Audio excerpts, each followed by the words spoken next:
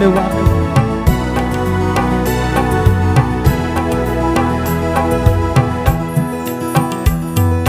तुझको महिमा देकर मन खुशी से भरता, तुझको महिमा देकर मन खुशी से भरता, तेरी बाट जोह कर दिल मेरा उमड़ता, तेरी बाट जोह कर दिल मेरा उमड़ता। धन्यवाद धन्यवाद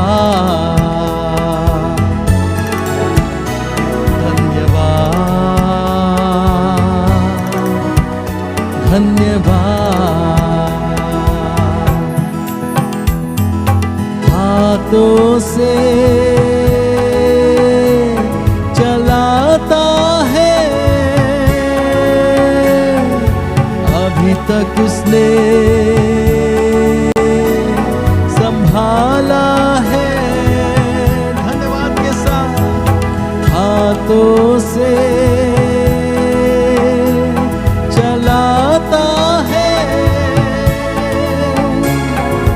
अभी तक उसने संभाला है। धन्यवाद धन्यवाद धन्यवाद धन्यवाद। तुझको महिमा देकर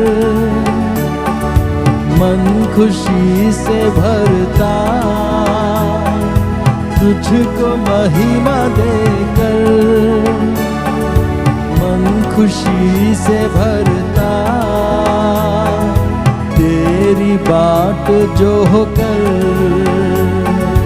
दिल मेरा उमड़ता,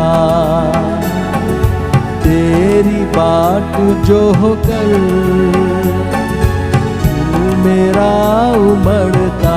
धन्यवाद धन्यवाद धन्यवाद धन्यवाद धन्यवाद। ओ धन्यवाद के साथ आंसुओं को मिटाता है, घावों को वो भरता है, आंसुओं को मिटाता है, घावों को वो भरता है। धन्यवाद धन्यवाद। हाँ प्रभु धन्यवाद धन्यवाद धन्यवाद। तुझको प्रभु तुझको महिमा देकर मन खुशी से भरता, तुझको महिमा देकर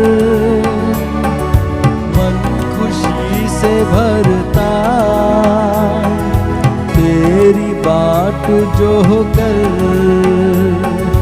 दिल मेरा उमड़ता, तेरी बाट जो होकर दिल मेरा उमड़ता। धन्यवाद धन्यवाद धन्यवाद धन्यवाद। तू है भला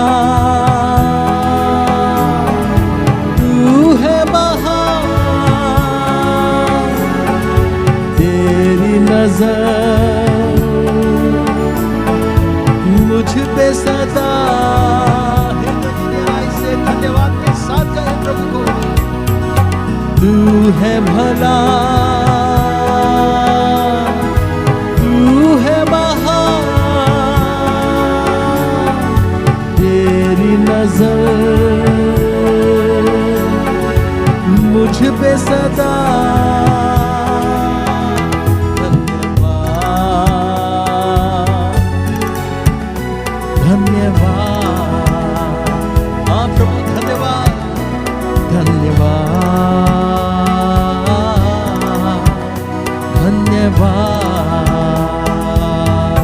तुझको महिमा प्रभु, तुझको महिमा देकर मन खुशी से भरता, तुझको महिमा देकर मन खुशी से भरता, तेरी बात जो होकर दिल मेरा उमड़ता, तेरी बात जो होकर दिल मेरा उमड़ता। धन्यवाद धन्यवाद धन्यवाद धन्यवाद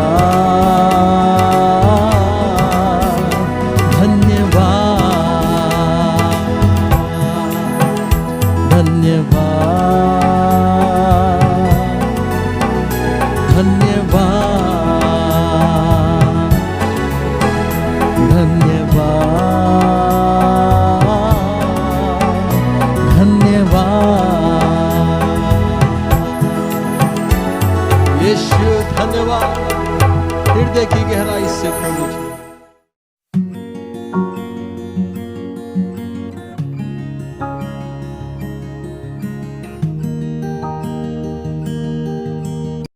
छठा माचे से पढ़ेंगे। आप पढ़िए मत्ती 26:50। यीशु ने उससे कहा, हाँ, हे मित्र, जिस काम के लिए तू आया है उसे कर ले। तब उन्होंने पास आकर यीशु पर हाथ डाले और उसे पकड़ लिया। यीशु को क्या था कि एक 12 चेले थे। 12 चेले में से एक का नाम यहूदा इस्करियोत। उसको क्या कि वो परमेश्वर उसको यीशु को पकड़ने के लिए लोग कोशिश कर रहे थे, क्रूस पर चढ़ाने के लिए। यीशु ने एक बार भविष्यवाणी कहा, आपके बीच में से कोई मुझे क्या करेगा, और यह आपके बीच में से ये कोई एक है वो मुझे पकड़वाएगा। लोगों ने, चेले ने पूछा था कि सब बैठ के खाना खा रहे उस समय। तब यीशु ने कहा था कि मैं इसको निकाल कर, ये टुकड़ा जो ब्रेड है इसको निकाल कर मैं जिसके हाथ में दूंगा पहले, और वही व्यक्ति है कहा। और सारे चेले कह रहे थे कि मैं मेरे बारे में बता रहे, बट यीशु ने बता दिया, पहला टुकड़े तो उनको दिया था यहूदा इस्करियोत को, कहकर कहा था कि जिस काम के लिए तुम आए हो और मुझे पकड़वाने के लिए, उसको तुम अब जाओ, तुम जाकर क्या गई वो कार्य करो, जाना है अभी। इसको मैं ढूंढ रहा था, मैं देख रहा था कि एक वचन में आप उसमें यूहन्ना 13:30 पढ़िए, वेरी क्लियर, इसमें वेरी क्लियर लिखा हुआ है यहूदा इस्करियोत ने क्या किया था।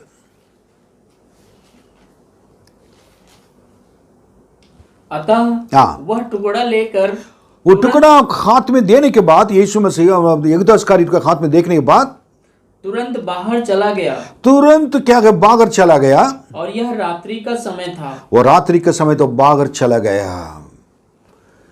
लोगों ने पूछा था, यहूदा इस्करियोत कहां जा रहे हो? वो बोल नहीं सकता था, बट हम बोल सकते हो, तुम यीशु मसीह को पकड़वाने के लिए जा रहे हो। यीशु मसीह को पकड़वाने के लिए जा रहे हो, अर्थ क्या है? जिस यीशु को हमने अन्य जाति से और पापों से, पाप की दुनिया से हमने यीशु ही परमेश्वर जानकर उन पर विश्वास कर और उनको हमने ग्रहण किया है। अब क्या है, उस यीशु को फिर जाकर गलत लोगों के साथ, उन लोगों के साथ जिन लोगों में के बीच में से हम निकल आए, यीशु मसीह को गिराना, यीशु मसीह को पकड़वाना, यीशु मसीह को अपमान करना है, यीशु मसीह नहीं कहना है, और ये इसका अर्थ है पकड़वाना है, यीशु को पकड़वाने के समान। उदाहरण पतरस के बारे में यीशु मसीह का प्रथम चेला था वो, उसको उन्होंने यीशु मसीह के साथ रहेंगे कहा, आपको कोई भी पकड़ नहीं सकता कहा, मैं जब तक हूं। यीशु को पकड़ने के लिए आ रहे थे, उसे तुरंत अपने तो तलवार उठाकर चाक निकालकर उसका मलकुस के ये उन लोगों ने एक सिपाही के कान को काट दिया था। यीशु मसीह को कोई पकड़ नहीं सकता है। लेकिन जब उन लोगों ने अपने तलवार निकाले, उसके बाद उन्होंने भी डर गया था, यीशु मसीह को छोड़कर भाग गया था। वही लोग जब पापी लोग के बीच में जाकर, जिनको लोग बीच में से निकल कर आया है, उनके बीच में से जाकर बैठ गया था। जब यीशु को मार रहे थे लोग, यीशु जहां पर बैठे थे, सबके सामने बोला, ये उनको जानते हो? उस मनुष्य को मैं नहीं जानता हूं कहा। जिस यीशु के साथ रहता था, इससे बढ़कर पकड़वाने का अर्थ क्या है? जब हम गलत काम करते हैं, यीशु मसीह को पकड़वाते हैं, क्रूस पर चढ़ाते हैं। जब यीशु के विरोध बोलते हैं, बनाम हम यीशु का वही गलत काम करते हैं, यीशु को पकड़वाते हैं। आपका हमारे लिए ये चीज़ जरूरी है। हम जब भी, मैं अगर कोई गलत काम करूं, मैं यीशु को पकड़वा कर क्रूस पर चढ़ा रहा हूं। यीशु को दोबारा, जिस यीशु को मेरे लिए जाकर क्रूस पर मरे थे, उस यीशु को दोबारा क्रूस पर चढ़ाना मेरे लिए वो चीज़ नहीं है, नहीं कर सकता हूँ। जिस दिन मैंने यीशु को ग्रहण किया, आज तक मेरे यीशु को पकड़वाने के लिए मैंने कभी कोशिश नहीं किया। आपके जीवन, आपकी गवाही यीशु मसीह का नाम की महिमा करेगा।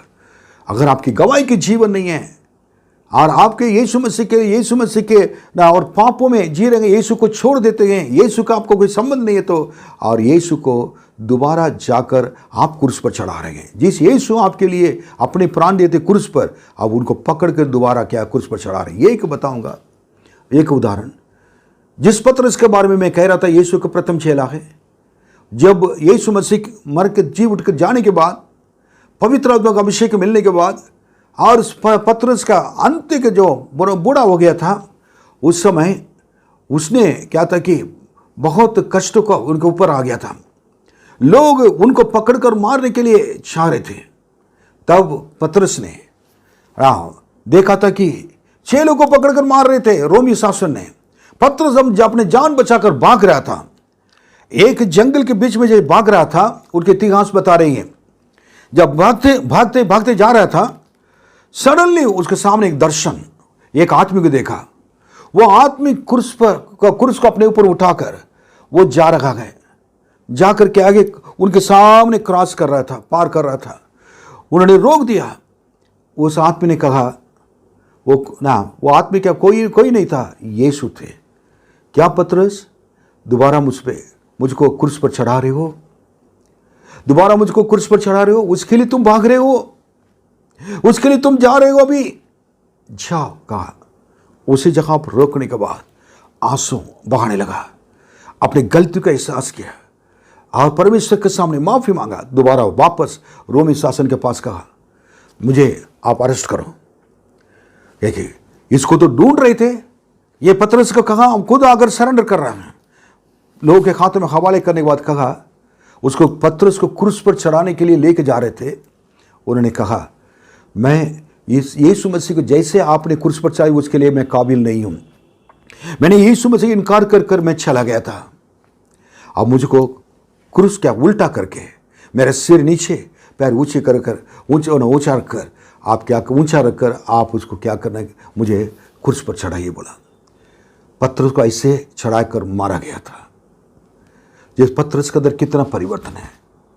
यीशु अगर सामने नहीं आए होते, परमेश्वर के यीशु के लिए अपने प्राण देने के लिए तैयार रहना, यीशु को कभी इनकार नहीं कर सकते हैं। कोई भी आकर कहेंगे तुम क्रिश्चियन हो, मैं प्रभु यीशु का हूं। जीना मेरे लिए मसीह है, मरना मेरे लिए लाभ है। इससे बढ़कर कोई जीवन मुझे नहीं चाहिए। कि यही यीशु के लिए आप जो करने जा रहे हैं वो पुकार है। ऐसे लोग स्वर्ग राज्य में प्रभु यीशु खड़े होकर स्टेफनुस को जैसे उन्होंने स्वागत किया वैसे स्वागत करेंगे। हालेलुया, धन्यवाद। उसके बाद मैं और एक बातें बताकर खत्म कर रहा हूं। 7वां बातें पढ़ेंगे, आखिरी बात यह, प्रवृत्ति का काम 8वां अध्याय 27वां वचन। वह उठकर चल दिया और देखो कूश देश का एक मनुष्य आ रहा था जो खोजा और कुशियों की रानी कंदोक का मंत्री और खजांची था। वह आराधना करने को यरूशलेम आया था। देखिए, इसमें आखिरी में खत्म करने से पहले इसको ध्यान से आपको सुनना है। ये एक मंदिर के बारे में लिखा है। द मिनिस्टर फ्रॉम इथियोपिया, खुश देश के और मंत्री हैं। ही वॉज ऑल्सो ट्रेजरर, वो खजांची भी थे। वो उनके अंदर एक इच्छा थी। वो जो खुश देश से क्या है कि वो जा रहा कि यरूशलेम जा रहा कि वो आराधना करने के लिए परमेश्वर के भवन में जा रहा है। लोग पूछे होंगे, मंत्री मंत्री आप कहां जा रहे हैं? आप रथ में कहां जा रहे हैं? मैं तो जा रहा हूं, मैं अपने परमेश्वर की आराधना करने के लिए यरूशलेम जा रहा हूं। बात में देखा गया था कि इसको बाइबल ठीक से समझ नहीं था। उनका बाइबल की बातों को समझ में नहीं आ रहा था। कुछ समझा हुआ व्यक्ति था, लेकिन दुनिया में तो ज्ञानी था। वो एक देश को रानी के साथ रहकर वो चलाने वाला व्यक्ति था, लेकिन परमेश्वर के वचन के ज्ञान उसके अंदर इतना। यरूशलेम जाने के बाद परमेश्वर को उस जगह पर भवन में आराधना किया उन्होंने। जैसा मैंने कहा था कि एक व्यक्ति को इतना ज्ञान मालूम नहीं है, लेकिन परमेश्वर के भवन में जाना है, परमेश्वर से मिलना है। लोग अगर पूछे होंगे तो कहाँ जा रहे हो, ये कहे होंगे मैं आराधना करने के लिए परमेश्वर के भवन जा रहा हूं, जहां पर प्रभु यीशु मिलेंगे। ये कहा होगा। हर एक इनसे हम सीख सकते हैं कि हर एक व्यक्ति, हर एक विश्वासी परमेश्वर के भवन के बारे में, आराधना वाले के बारे में लगा होना चाहिए। एक रुचि होना चाहिए, परमेश्वर इंटरेस्ट होना चाहिए। अगर नहीं है तो हमें कलीसिया में अगर आएंगे भी तभी आशीष नहीं मिलेगा। कई लोग क्या करते हैं कि फॉर्मालिटी के लिए कलीसिया जाते हैं, ऐसा नहीं है। इस व्यक्ति के इतनी लगाव के साथ इतने दूर से इथियोपिया देश से, खुश देश से लेकर उससे और यरूशलेम जा रहा है केवल आराधनालय में प्रभु की आराधना करने के लिए। आप पास कभी कभी हम रहते हुए भी आराधनालय में आने पाते हैं। परमेश्वर कितना दुखित होंगे।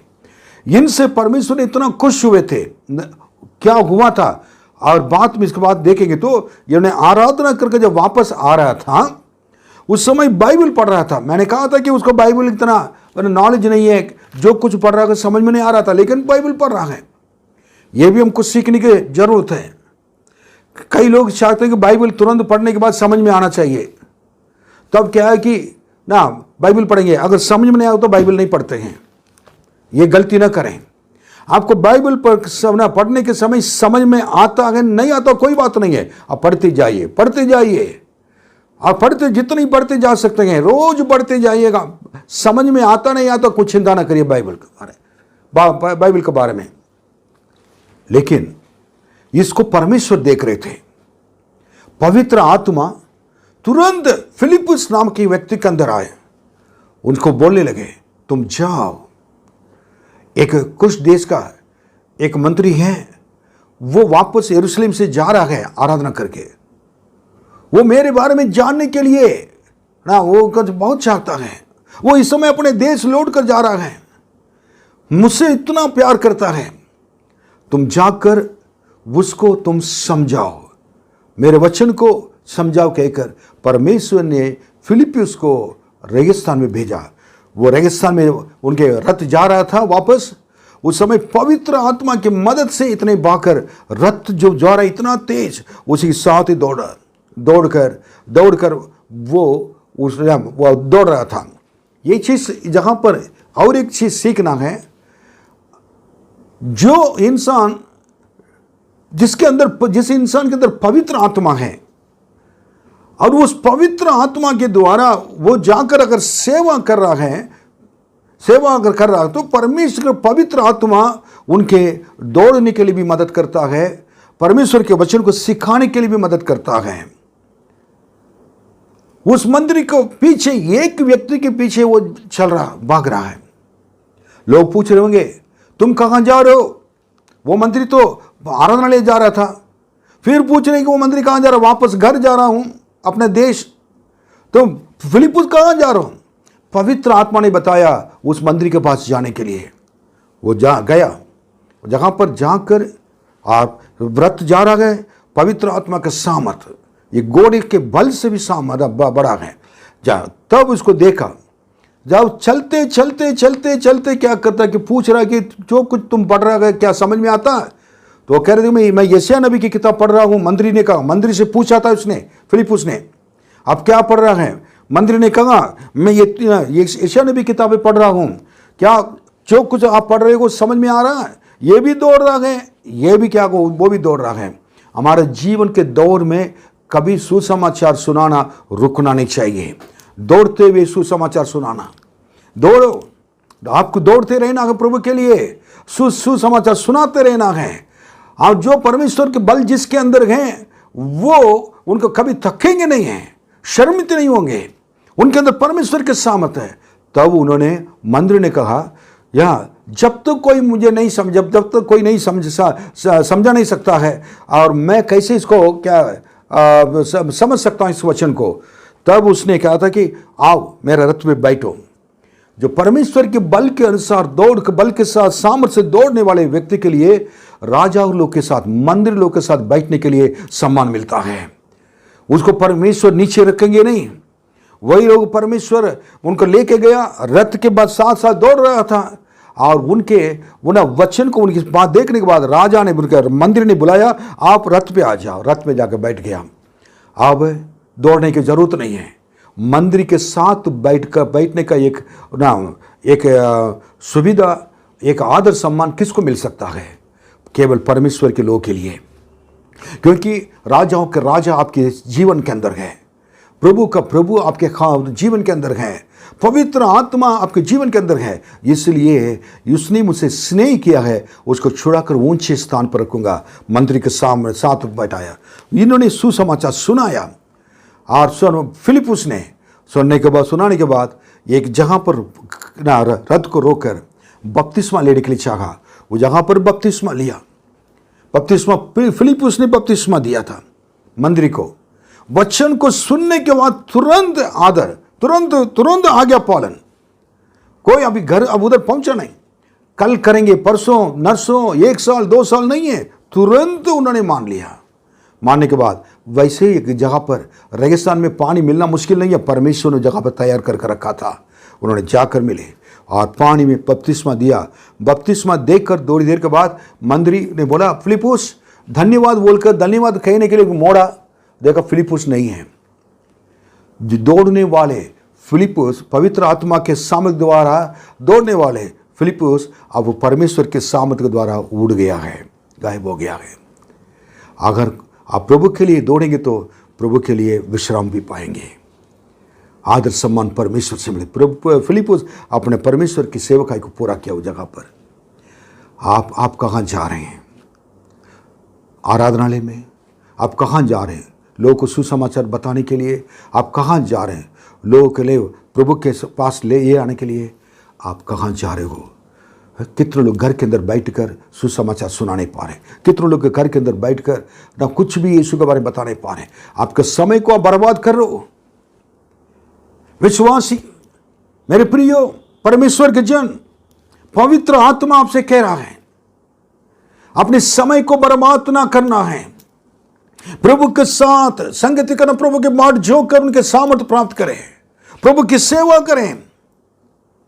वो एक समय आ रहा है, इस संसार में सेवकाई के लिए कोई नाम नहीं रहेगा, कोई काम स्थल नहीं रहेगा, जगह नहीं रहेगा। उस समय आप क्या करेंगे? धन्य गए आज परमेश्वर के वचन के लिए और भूखे प्यासे हैं। कई लोग हैं बाइबल पढ़ते समझ में नहीं आता है, लेकिन उस वचन को सही तरह समझाने वाले सेवक लोग बहुत कम गए। सेवक लोग अपने जीवन को बचाने के लिए नहीं, जीवन को खोने के लिए तैयार रहना है प्रभु के लिए। कल हमारे लिए नहीं भी रहेगा, कोई बात नहीं है, लेकिन आज जो प्रभु के लिए है उसके लिए तैयार रहें। हम यीशु के लिए जिएंगे, यीशु के लिए मरेंगे। स्वर्ग राज उन्हीं का है और स्वर्ग राज हमारा है। प्रभु के प्रेम में डूबकर प्रभु के प्रेम को ले जाकर दूसरों को बताएंगे। प्रभु यीशु जल्दी आने वाला है। आइए हम प्रार्थना करेंगे। महान परमेश्वर, बच्चों को आपके हाथों में सौंप देंगे। सबको आशीष दीजिए। अंतिम समय में रह रहे हैं, इन बातों को एक एक बातों में रहस्य है, उसको जानकर समझकर परमेश्वर के लिए जीने के लिए अनुग्रह कीजिए। धन्यवाद।